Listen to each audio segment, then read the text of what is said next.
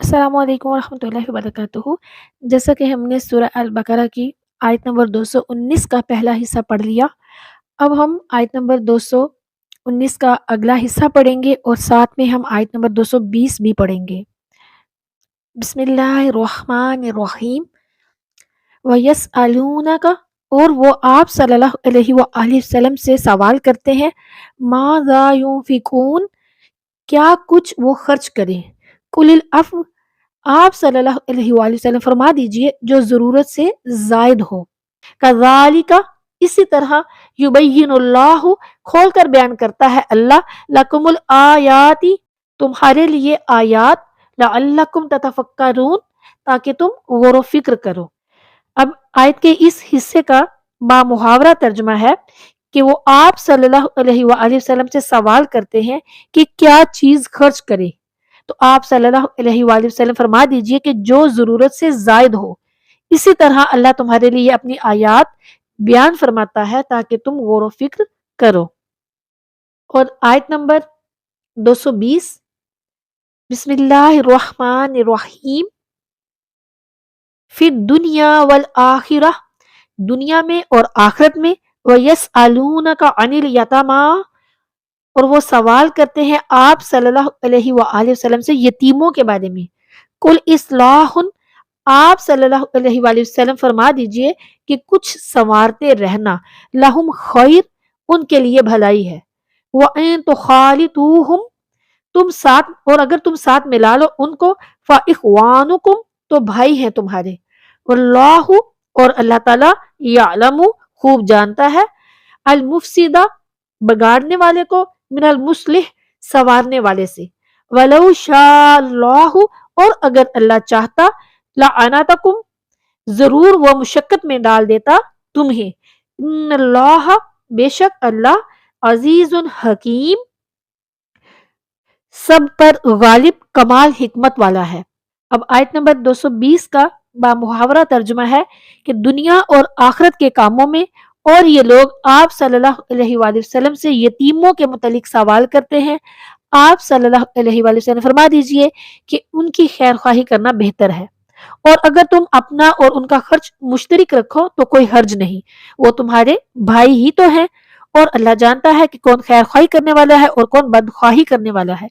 और अगर अल्लाह चाहता तो तुम्हें जरूर सख्ती में डाल देता, बेशक अल्लाह बहुत गालिब, बड़ी हिकमत वाला है। जैसा कि हमने पहले सूरह अल बकरा की आयत नंबर 219 का एक हिस्सा पढ़ा था, अब हम आयत नंबर 219 का अगला हिस्सा भी पढ़ेंगे और साथ में आयत नंबर 220 भी पढ़ेंगे। तो पिछली आयत में अशारतन फरमाया गया था कि जहाद में जुए वगैरह से हासिल किया हुआ रुपया सर्फ ना करो। अब बताया जा रहा है कि कौन सा माल वहां पर खर्च करो। पहले बताया गया था कि जुए और शराब वगैरह हराम कामों में पैसा सर्फ ना करो, यानी आयत नंबर 219 का जो पहला हिस्सा था उसमें शराब और जुए के बारे में बताया गया था कि ये हराम काम है, तो इनमें अपना पैसा जो है वो जाया ना करो। अब बताया जा रहा है कि जो पैसा है वो कहाँ और कितना खर्च करना है। पहले बताया गया कि अपने माल का बचाव करो। अब यतीमों के माल की इस्लाह, यानी कि आयत नंबर 220 में यतीमों के माल की इस्लाह करने का हुक्म दिया जा रहा है, यानी पहले इस्लाह नफ्स का हुक्म था और अब गैरों की इस्लाह का हुक्म दिया जा रहा है। तो पहले हुकूकुल्लाह मारने से रोका गया था, अब हुकूकुल इबाद यानी यतीमों का माल मारने से रोका जा रहा है। इस आयत का शान नज़ूल ये है कि हुज़ूर नबी करीम सल्लल्लाहु अलैहि वसल्लम ने मुसलमानों को सदका देने की रग़बत दी। तब आप सल्लल्लाहु अलैहि वसल्लम से दरियाफ्त फरमाया गया कि उसकी मिकदार इरशाद फरमा दीजिए, यानी सदके की, कि कितना माल राह खुदा में खर्च करें। तब पहला जुमला नाजिल हुआ। और दूसरी रवायत यह है कि हज़रत माज़ इब्न जबल और सोलबा हुज़ूर नबी करीम सल्लल्लाहु अलैहि वसल्लम की खिदमत में हाजिर होकर अर्ज़ करने लगे कि या रसूलल्लाह सल्लल्लाहु अलैहि वसल्लम, हमारे पास गुलाम भी हैं और बाल बच्चे भी हैं, हम उन पर कितना माल खर्च करें। तो इस पर ये पहला जुमला जो है वो नाजिल हुआ।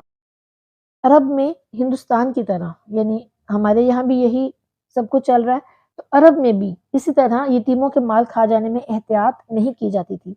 इसलिए उन्हें फरमाया गया कि जो लोग यतीमों का माल खाते हैं वो अपने पेट में अंगारे भरते हैं, जिसे सुनकर मुसलमान डर गए और बहुत ज्यादा एहतियात करने लगे کہ یتیموں کا کھانا الگ پکاتے تھے، ان کا پانی الگ رکھتے تھے اور ان کا بچا ہوا کھانا خرچ نہیں کرتے تھے، اور کبھی وہ سڑ گل بھی جاتا تھا تو پھینک دیتے تھے۔ اتنی احتیاط کرنا مسلمانوں پر گراں تھی، جس کی شکایت انہوں نے بارگاہ نبوت میں کی۔ تو حضرت عبداللہ ابن رواح نے عرض کیا کہ یا رسول اللہ صلی اللہ علیہ وآلہ وسلم، اس صورت میں لوگ یتیموں کی پرورش کرنا چھوڑ دیں گے۔ تو پھر آیت کا دوسرا جملہ یعنی کہ وَيَسْأَلُونَكَ عَنِ الْيَتَامَى یہ نازل ہوا۔ اب دیکھیں جو آیت نمبر 219 کا بقیہ حصہ ہے، وَيَسْأَلُونَكَ مَاذَا يُنْفِقُونَ، یعنی کہ وہ آپ صلی اللہ علیہ وآلہ وسلم سے پوچھتے ہیں کہ کیا خرچ کریں۔ تو یہاں پر اللہ تعالیٰ فرما رہا ہے کہ اے میرے پیارے نبی صلی اللہ علیہ وآلہ وسلم، لوگ آپ صلی اللہ علیہ وآلہ وسلم سے پوچھتے ہیں کہ کس قسم کا یا کتنا مال راہ خدا میں یا اپنے گھر بھر میں ہم خرچ کریں۔ تو اللہ تعالیٰ فرما رہا ہے کل العفو، یہاں عفون کے معنی ہے آسان اور نرم جہد کا مقابل، اسی لیے نرم زمین کو بھی عفو کہتے ہیں، یا فاضل اور بچا ہوا۔ تو یہاں پر سارے معنی جو ہیں وہ بن سکتے ہیں، یعنی کہ فرما دیجئے کہ ضرورت سے زیادہ مال، ضرورت سے زیادہ بچا ہوا جو مال ہے وہ راہ خدا میں خرچ کر دیا کرو، یا جس کا خرچ کرنا آسان ہو، یا جس کے خرچ کرنے کا اثر دل پر نہ رہے، وہ خرچ کر دو۔ تفسیر ابن کثیر میں ہے کہ بعض نے اس کے معنی افضل اور طیب مال میں بھی کیے ہیں کہ یہ جوئے کے مقابل فرمایا گیا ہے، یعنی راہ خدا میں پاک مال خرچ کرو جس کا کمانا حرام نہیں بلکہ معاف ہے، اور خبیث مال اللہ تعالیٰ کی راہ میں نہ دو۔ بعض مفسرین فرماتے ہیں کہ اسلام کے شروع میں بقدر ضرورت مال لے کر باقی سب خیرات کرنا واجب تھا، اور صحابہ کرام رضوان اللہ علیہم اجمعین سارا بچا ہوا مال راہ خدا میں صرف کر دیتے تھے، کیونکہ مدینہ منورہ کی چھوٹی سی بستی تھی، کفار وہاں سے نکلے نہ تھے کہ بہت مہاجر مکہ معظمہ اور حبشہ وغیرہ سے وہاں پہنچ گئی، اور ان کی آباد کاری اور ان کے گزارے کا اہم مسئلہ درپیش آ گیا۔ تو انصار جو تھے انہوں نے بے مثال میزبانی کی۔ اس وقت ہنگامی حالات کے ماتحت اس قسم کے احکام نافذ کیے گئے، اور جب وہ حالات جاتے رہے تو پھر جو ہنگامی احکام تھے وہ بھی ختم ہو گئے، یعنی جب بنو قریظہ قتل کر دیے گئے اور بنو نضیر یہودی جلاوطن کر دیے گئے، تب ان کی متوقع جائیدادیں وہ بچ گئیں اور مہاجرین وہاں آ کر آباد ہو گئے، اور انصار جو تھے ان کے مکانات باغات وغیرہ جو تھے وہ بے شکریہ ان کو واپس کر دیے گئے۔ تو یہی اس آیت میں مراد ہے۔ خلاصہ کلام یہ ہے کہ اللہ تعالیٰ فرما رہا ہے اے میرے پیارے محبوب صلی اللہ علیہ وآلہ وسلم، لوگ آپ سے سوال کرتے ہیں کیسا اور کتنا مال راہ خدا میں خرچ کریں، تو آپ صلی اللہ علیہ وآلہ وسلم فرما دیجئے کہ آپ کی ضرورت سے بچا ہوا وہ مال خیرات کرو جس کی تمہارے دل پر چوٹ نہ لگے۔ تو اللہ تعالیٰ اسی طرح سارے احکامات صاف صاف بیان فرماتا ہے تاکہ تم دنیاوی اور اخروی کام سوچ سمجھ کر کرو، کہ نہ تو دنیا سے ہاتھ دھو بیٹھو اور نہ آخرت کو چھوڑ دو، یہاں کے لائق الگ خرچ کر دو اور وہاں کے لائق وہاں بھیج دو۔ پھر اللہ تعالیٰ فرما رہا ہے آیت نمبر 220 میں کہ اے میرے پیارے محبوب علیہ الصلوۃ والسلام، لوگ آپ صلی اللہ علیہ وآلہ وسلم سے ان یتیموں کے بارے میں پوچھتے ہیں جو کسی کی پرورش میں ہو کہ ان کا خرچ علیحدہ رکھیں یا شامل کریں، کیونکہ وہ شامل رکھنے میں ڈرتے ہیں کہ یتیموں کا مال ان کے خرچ میں آ جائے، اور ان کے خرچ میں آ جائے گا تو پھر ان سے کہیں بے احتیاطی نہ ہو جائے، اور علیحدہ رکھنے میں یتیموں کا نقصان بھی ہے اور انہیں دشواری بھی ہے۔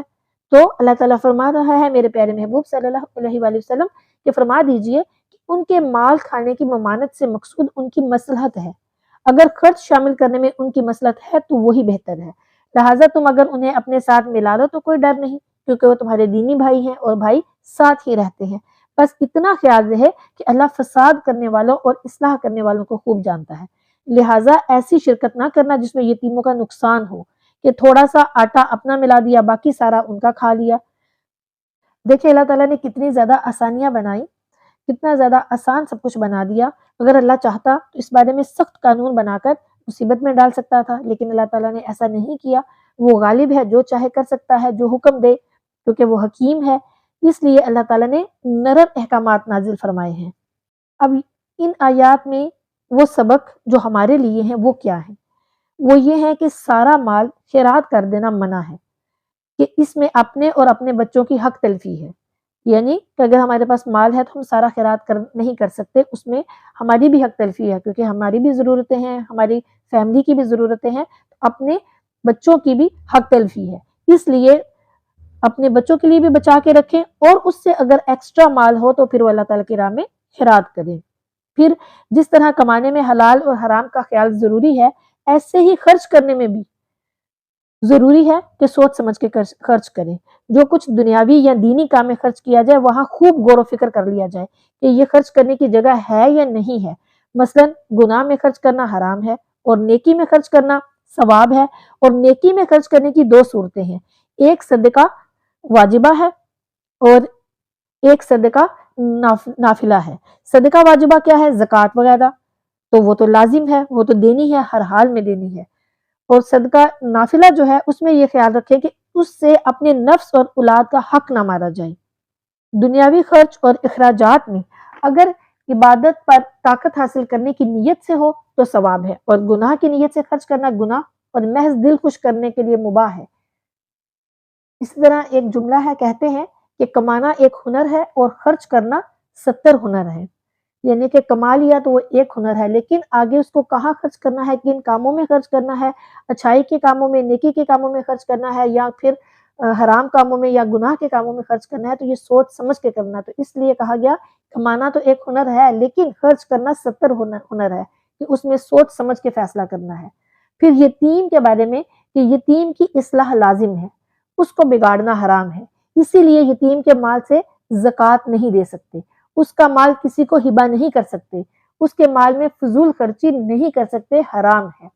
اور یتیم بچوں کی صرف پرورش ہی نہیں کی جائے گی بلکہ ان کی تربیت بھی کی جائے گی، اور تربیت کے لیے انہیں بقدر ضرورت مار پیٹ کرنا یا ان پر تھوڑی سختی کرنا یہ کر سکتے ہیں، یہ منع نہیں ہے۔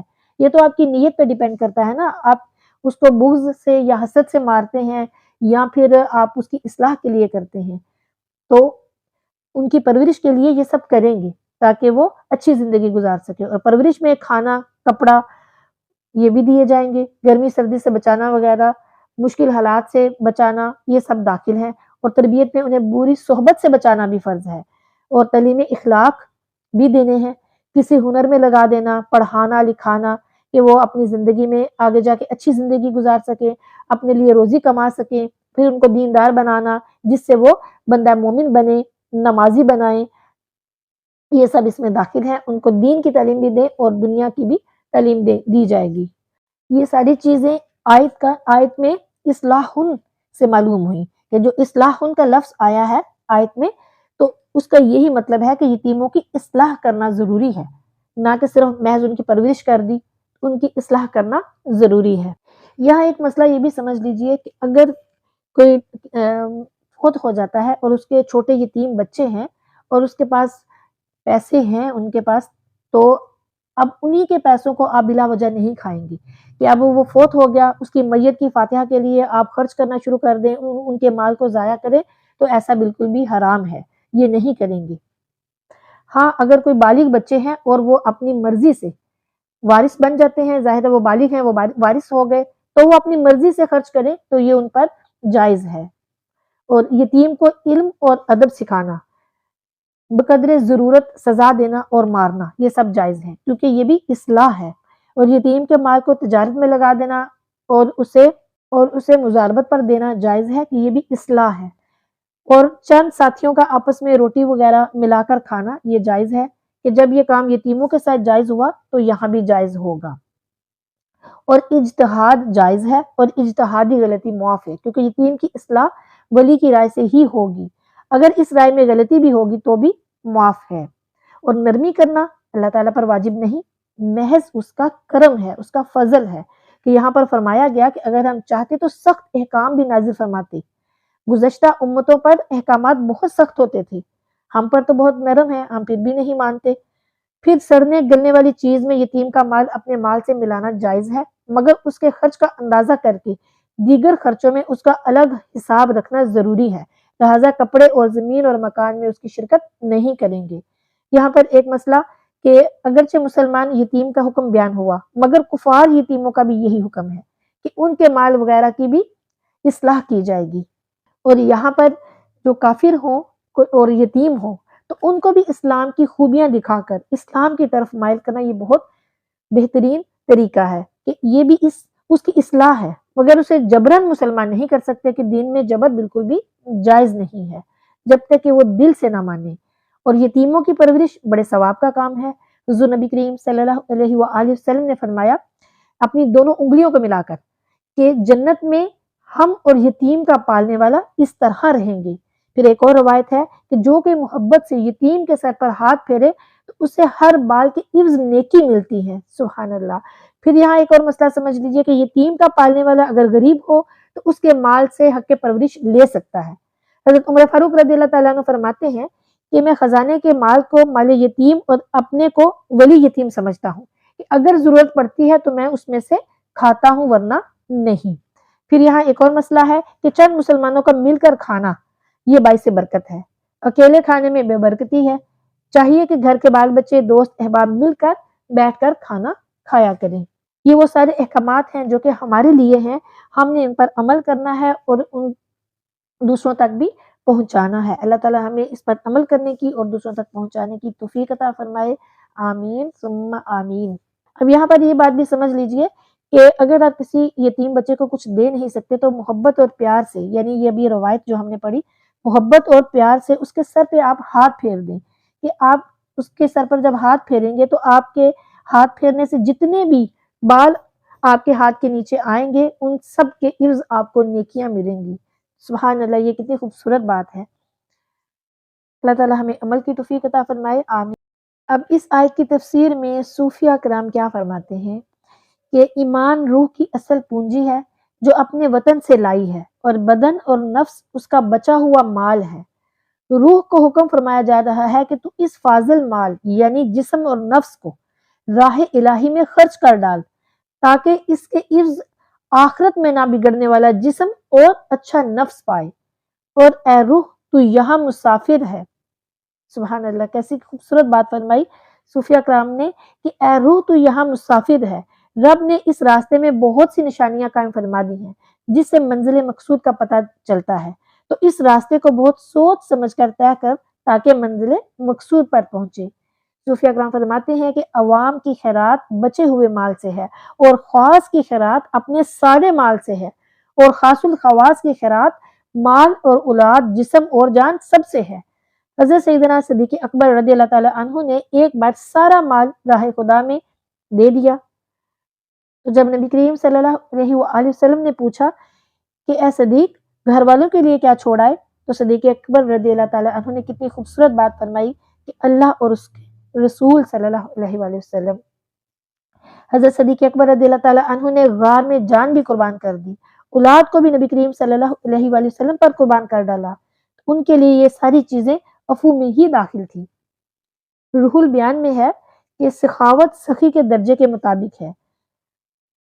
بعض حضرات فرماتے ہیں کہ حضرت ابوبکر صدیق رضی اللہ تعالی عنہ پر معرفت، حضرت عمر فاروق رضی اللہ تعالی عنہ پر شریعت، حضرت عثمان غنی رضی اللہ تعالی عنہ پر طریقت اور حضرت مولا علی رضی اللہ تعالی عنہ پر حقیقت غالب تھی۔ ایک روایت ہے کہ ایک مرتبہ صدقے کا حکم دیا گیا تو صحابہ کرام رضوان اللہ علیہم اجمعین اپنے مال لا رہے تھے۔ حضرت ابو امامہ باہلی رضی اللہ تعالی عنہ بارگاہ رسالت صلی اللہ علیہ وآلہ وسلم میں بیٹھے کچھ پڑھ رہے تھے، تو حضور نبی کریم صلی اللہ علیہ وآلہ وسلم نے ارشاد فرمایا کہ کیا پڑھتے ہو؟